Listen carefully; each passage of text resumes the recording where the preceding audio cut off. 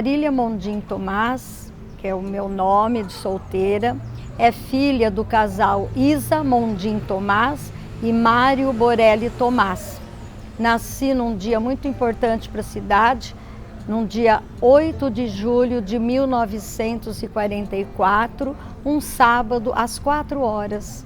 Um dia festivo porque no Grupo Escolar Sudminuce havia uma homenagem para o Sudminuce, né, em honra ao nome que foi dado à escola.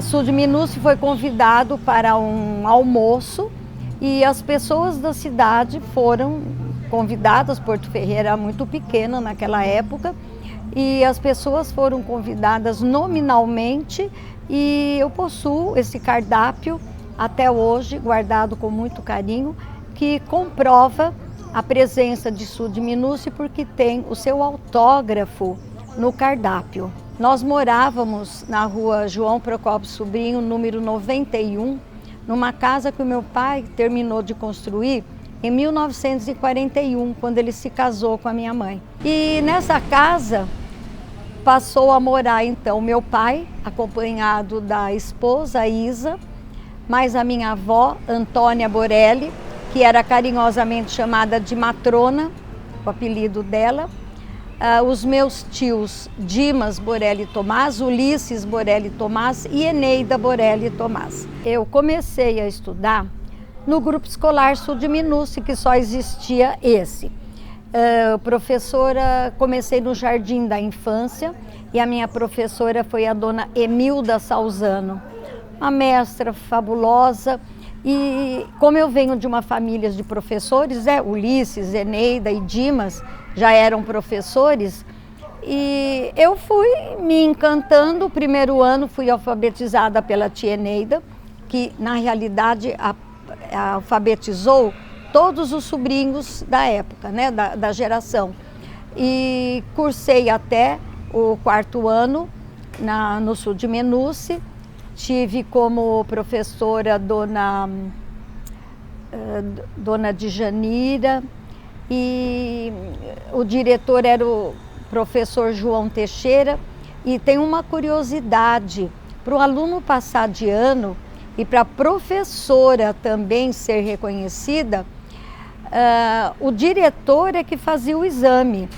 O senhor João Teixeira, quando chegava no final do ano, ele ia de classe em classe, ele se sentava no fundo da classe e aluno por aluno ia sendo chamado para fazer uma leitura. Isso após dele ter feito um ditado.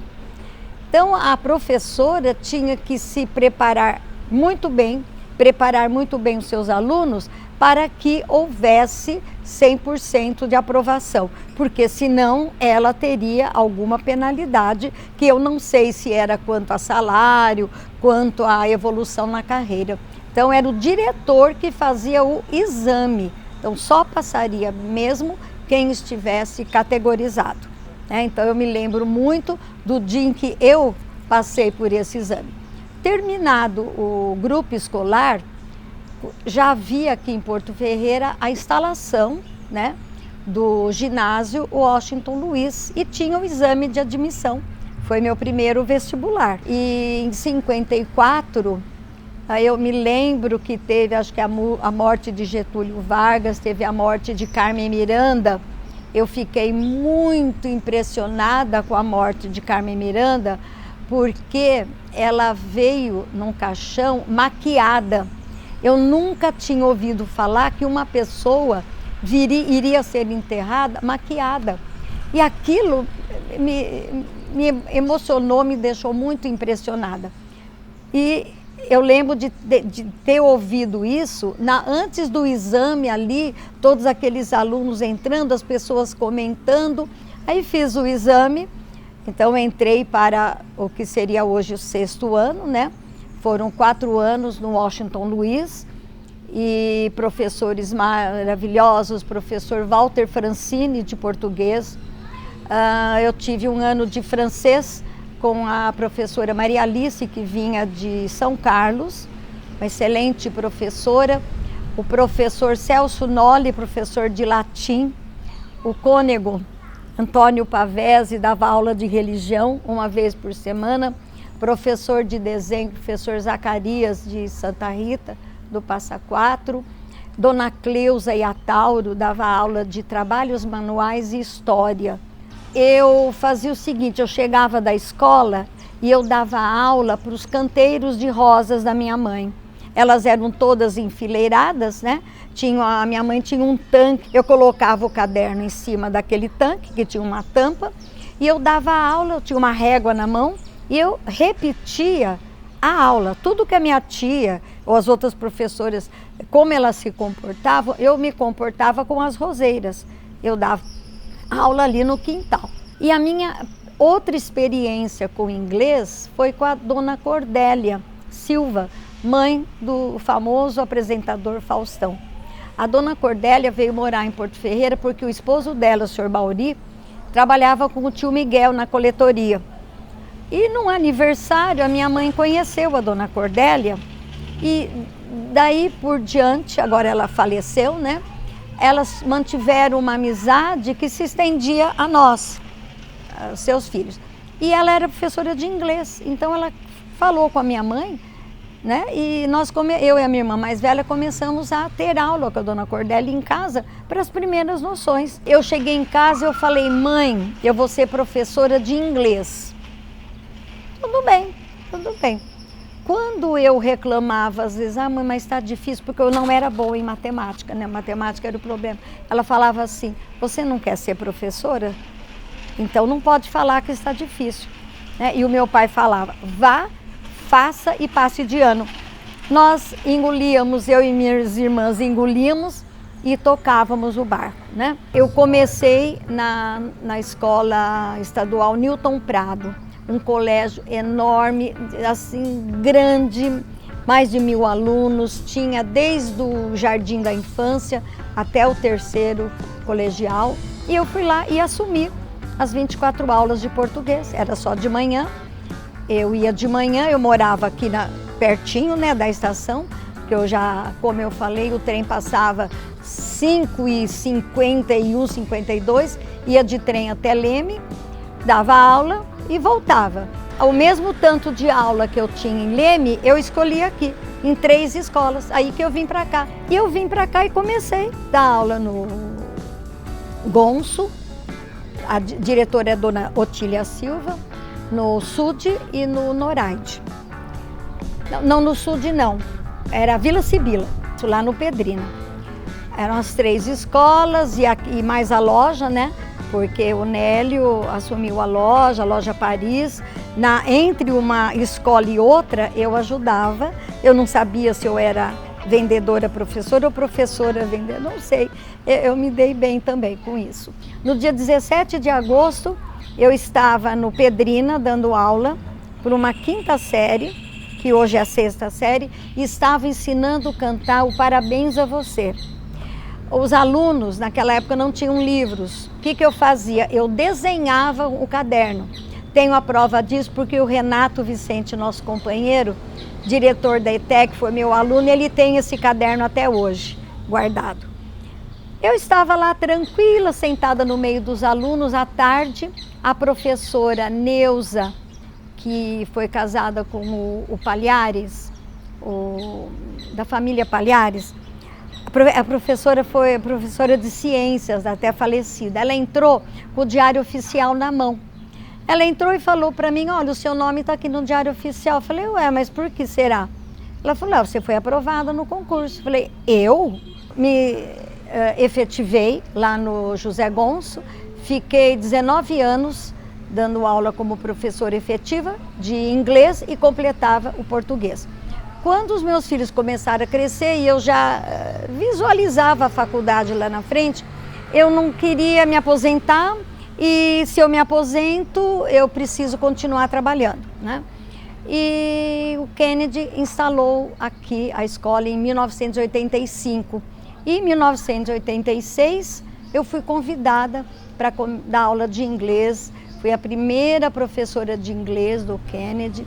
O professor Davi já havia conversado com a diretora, né, Ilka, lá em Pirassununga, e eu recebi esse convite. Eu fiquei 18 anos lecionando inglês, até que pela aposentadoria da professora Vanilce Vicentini, que foi minha aluna também em Leme, ela se aposentou e o padre Humberto então fez o convite de eu ficar com as aulas de português. Eu fiquei 34 anos, de 86 a 2020, e quem me tirou da sala de aula foi o vírus, que se achou pertencente à realeza, né? E com aquele poder que ele tem, ele conseguiu me tirar da sala de aula. Foram 34 anos de muita realização, mas assim, eu nunca fiz diferença ao meu jeito de ensinar em qualquer escola. Eu sou professora, a professora que era do primeiro ao último dia de aula, do mesmo jeito. Bom dia, vamos abrir o caderno, vou fazer a chamada, a lousa apagada, e eu colocava a data.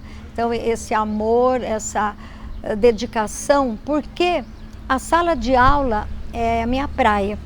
É lugar comum falar isso, né?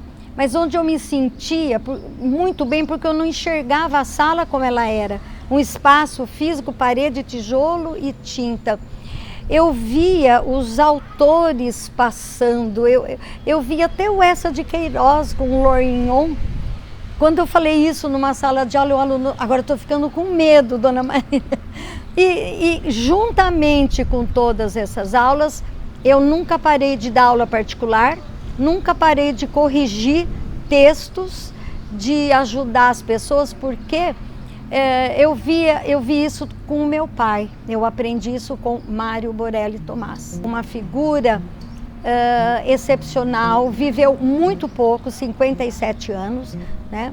E ele realizou muito mais que muita gente com mais idade, né? Ele era filho de Antônia Borelli e Felice Borelli. E a matrona tem o nome dela, Antônia Borelli, tem o nome dela numa das ruas do Jardim Anésia, porque lá são o nome das amigas da dona Anésia, que era mãe do doutor Plínio de Góes Valeriani, né? E o Mariozito, como ele era chamado, foi criado com um pouco muito mimadinho, né? Os meus bisavós moravam além do descaraçador de algodão, como antigamente era chamado, e vinham toda noite ali perto onde hoje, para lá, que era a loja Record, no outro quarteirão, ao lado do Sud, minha avó morava ali. Eles vinham, atravessavam a linha do trem para colocá-lo na cama, né? O Mário era cheio de vontade, ele era um homem assim, muito além. Tudo que era novidade, ele queria que nós estivéssemos estudando e se formar em alguma coisa. Meu pai era um homem otimista demais, não tinha a palavra não para ele. Eu acho assim, cada pessoa tem que ser o que é, mas esses exemplos têm que ser olhados. Meu pai não tinha tudo, ele dava uma solução. Havia aqui famílias que às vezes se desentendiam, e quem é que eles chamavam? O Mário Borelli, né? Ele ficou órfão muito cedo e foi trabalhar na Cerâmica Porto Ferreira, estudava de manhã e depois ia trabalhar. E um dia, eles tinham, no meio da tarde, eles tinham um período tomar um lanche. Ele estava sentado na beira da calçadinha lá dentro da cerâmica, e o senhor Procópio passou e falou: ô menino, o que você está fazendo? Ele estava com o caderno na mão. Estou estudando. Mas meu pai trabalhava na linha de produção. Então vamos para o escritório. E foi assim que ele foi para o escritório. Ele foi vereador várias vezes e substituiu o prefeito Pascoal Salzano quando ele tirou uma licença. O meu pai era um homem workaholic, ele não tinha tempo para ele tinha tempo para os outros, é um rotariano assim nato.